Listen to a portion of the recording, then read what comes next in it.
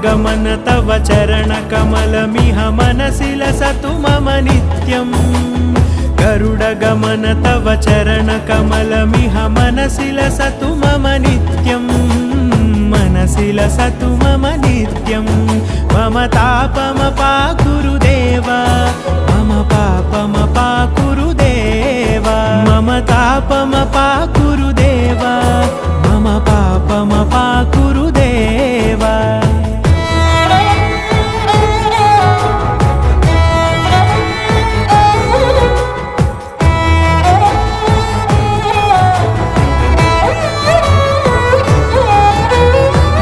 जनयन विधि नमुचिहरण मुख विबुध विनुत पद पद्मा जल जनयन विधि नमुचिहरण